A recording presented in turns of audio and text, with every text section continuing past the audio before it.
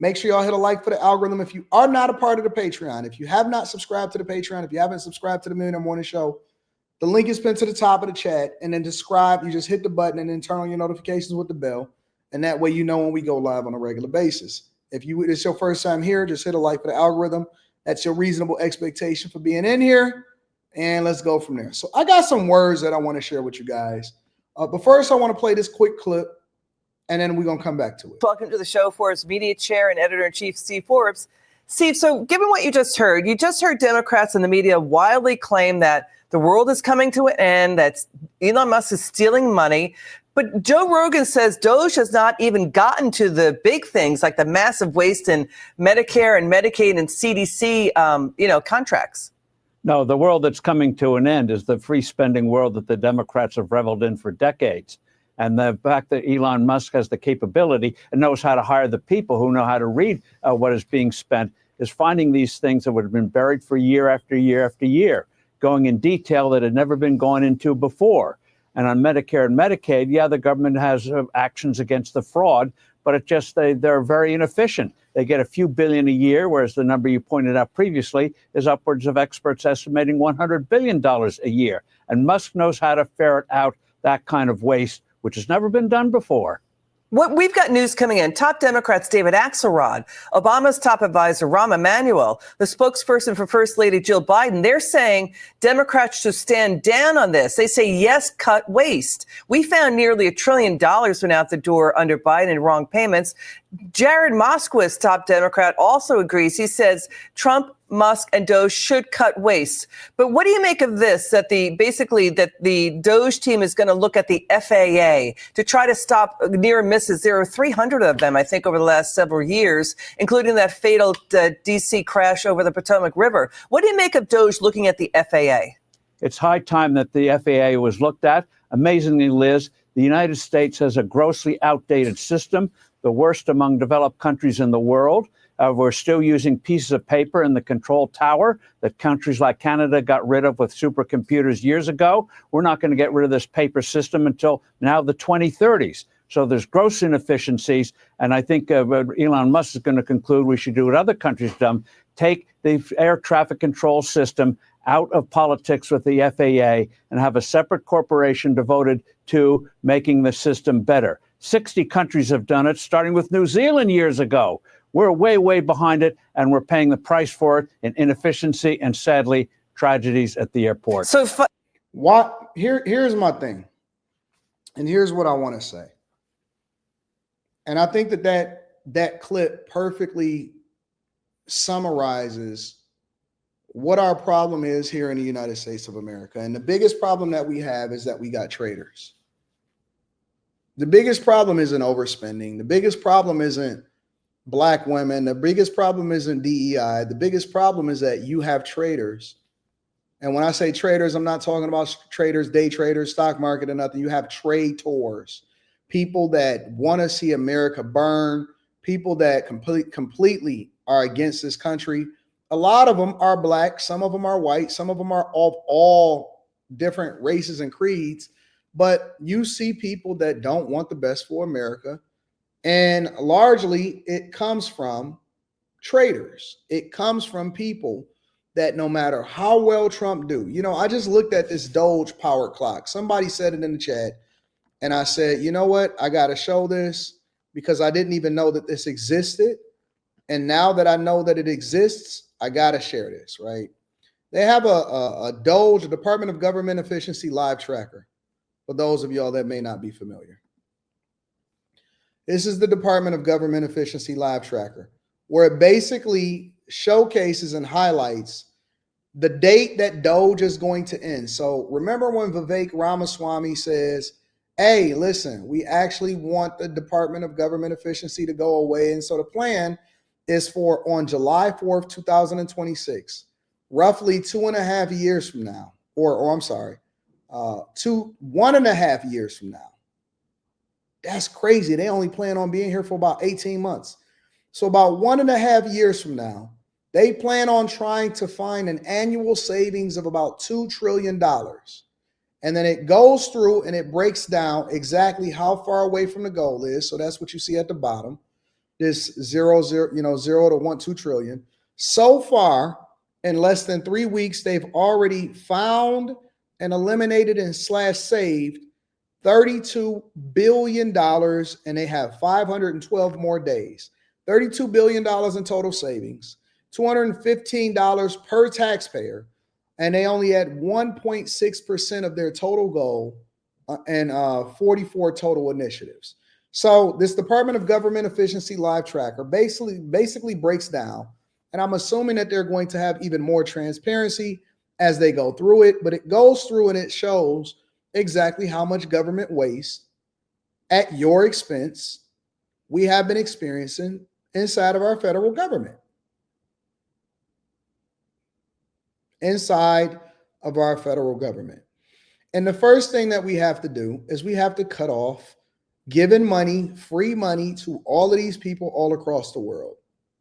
I have never been more proud to be an American.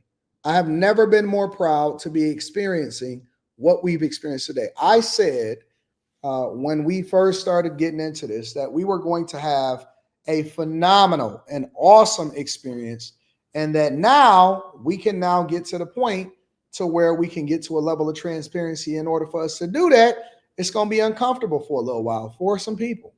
Some people are going to be uncomfortable because they're going to have to get off the nipple. They're going to have to grow up. The government can't subsidize your house no more. The government can't subsidize your lifestyle.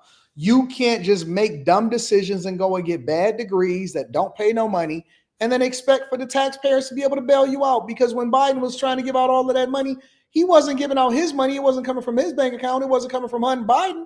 It was coming from us. It was coming from us. It was coming from you and me. We grind all day, every day. We hustle, we work, we go get it. We take care of business. We pay our taxes. We pay sales taxes. We pay property taxes. We pay payroll, income taxes. We pay all kind of tax. We so taxed. And then you know what they do? They take our money and they give it to other people that don't even deserve it. Your school can be falling apart. Classroom sizes ballooning to 45, 50, 60 students in elementary school. This is what we've been experiencing inside of this country. Chicago is the biggest example of it. Chicago is a biggest example of it. And we've seen so much waste, so much disrespect, so much foolishness in this country that now it's just become a norm. We think that this is our norm now, and it shouldn't be. It absolutely shouldn't be. And so the free ride is over. Everybody gonna have to come up. Everybody gonna have to take care of themselves. Y'all want it to be equal. Y'all, no, you didn't see. You thought that equal meant that you was going to be subsidized for the federal government from the rest of your life. Nah, that wasn't what equal meant.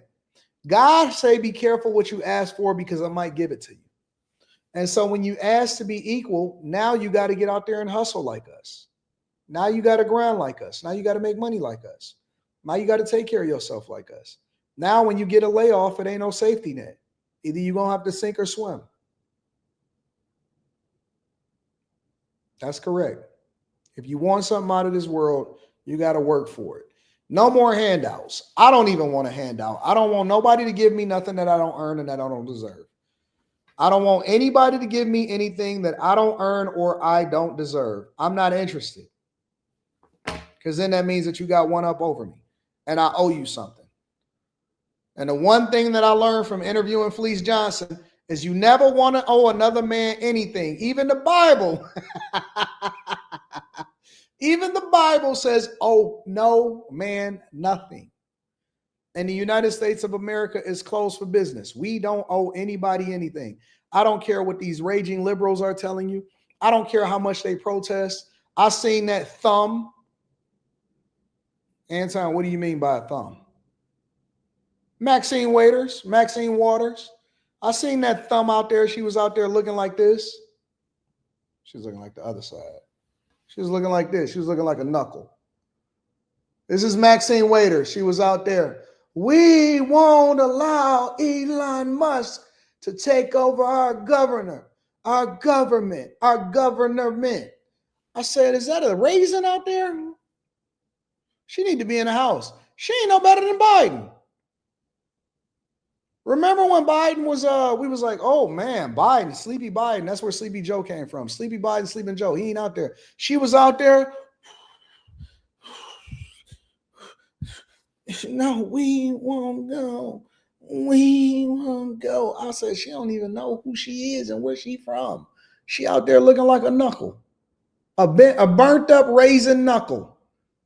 She need to get out there with Biden and them. Then please, I see you, Cabo Hustler, says Al Sharpton. Al Sharpton got paid for so fast that y'all forget that Al Sharpton got $500,000 to interview Kamala Harris. If that's not the biggest form of money laundering, I don't know what is. Y'all followed Al Sharpton into Costco, and Al Sharpton got $500,000 of y'all money that y'all donated over to Kamala Harris just to interview her. And that's only what we know. That's only what we was able to source. That's the only thing that we was able to find because they had to give campaign records to show you where the money is going. This man is a paid op. He's a paid op. These people have been finessing y'all. Did y'all know that Angelina Jolie got, I believe, like $8 million from the USAID in order to take pictures with the president of Ukraine, Zelensky, in order to make him more likable? Did y'all know that? And y'all saying that we should continue to do this?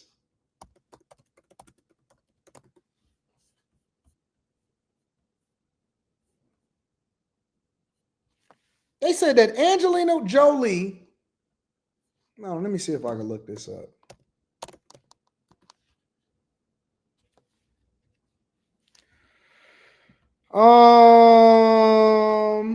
I don't know. I don't know if it's true or not. I don't know. Who knows? Allegedly,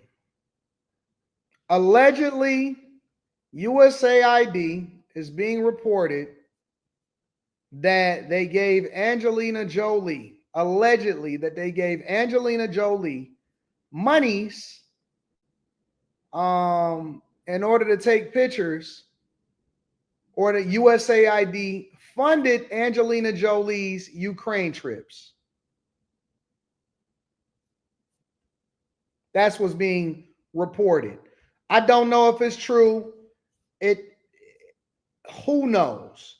Who can say? This is what it's saying. It says USAID is being reported that USAID paid actress Angelina Jolie $20 million on visits to carry out their visits to Ukraine. It was reported by EA Daily, a news site and a publication.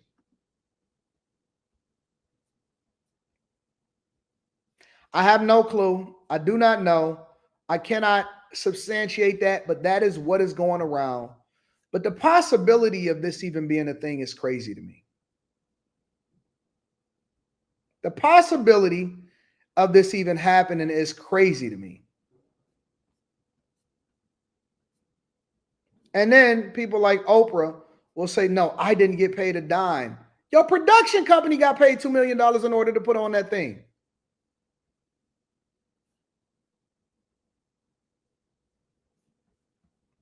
Anyways, the point is that I believe that this should have happened a long time ago, that we need to cut y'all off the nipple. For all of y'all that are complaining, we know who the bad actors are. For everybody that feel like they got hit, the hit dog hollers. We're not going to continue to subsidize your lifestyles. You're going to have to get it where you live like everybody else. And we need to go ahead and run that up.